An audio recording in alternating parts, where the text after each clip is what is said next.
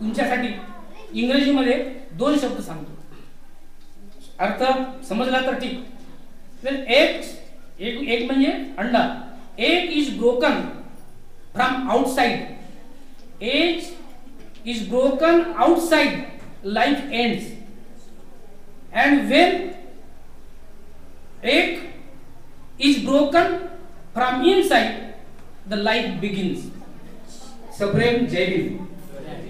तीन आपण ह्या ठिकाणी सावित्रीबाई फुले यांचा जयंती समारोह निमित्त कार्यक्रम घेत आहोत. त्यांना विनम्र अभिवादन करतो. कालच जय भीम चे उद्घोषक हरदास इलेन नाव माहिती का?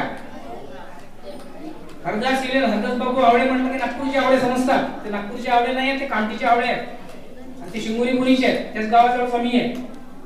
हरदास इलेन, हरदास लक्ष्मण नगराळे असं त्यांचं नाव आहे. आधी त्यांनी नाव लिहिलेलं आहे आणि ते जय भीमचे उद्घोषक आहेत. 1935 मध्ये जय भीमचा नारा दिला.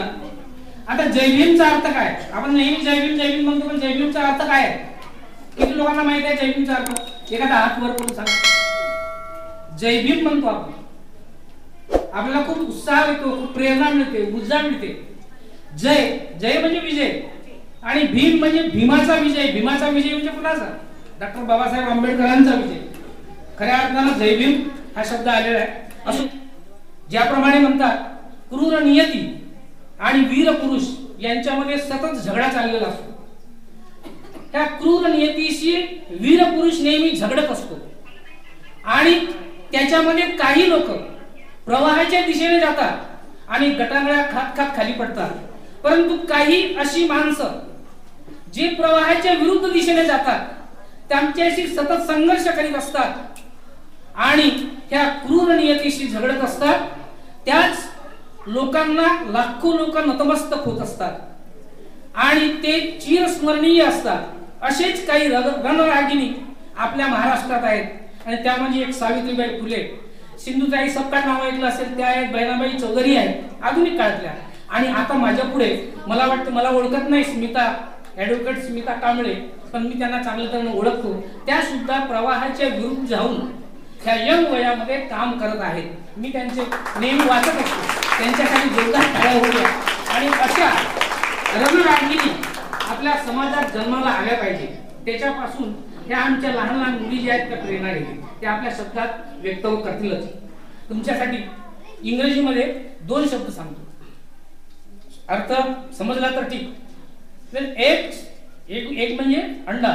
Egg is broken from outside. Egg is broken outside, life ends.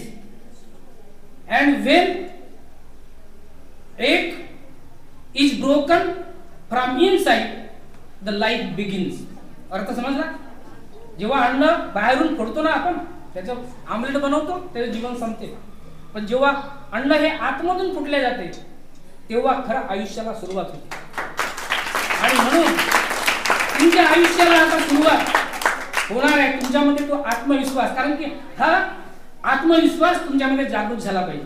Alexander म्हणतो, I know very well I am not the best, but I am sure I am not at the rest. आम्ही काय म्हटलं आहे की I no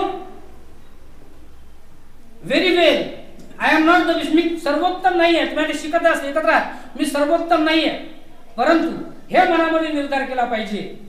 but I am sure that I am not the rest. पण मी थांबलेलो नाही, मी पुढे पुढे मार्गक्रमण करीत आहे बुद्धाच्या तत्वज्ञानाप्रमाणे परिवर्तनशील.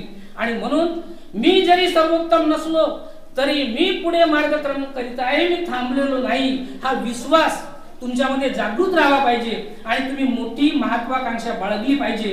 हे एवढंच बोलतो आणि मी आपले दोन शब्द पूर्ण करतो.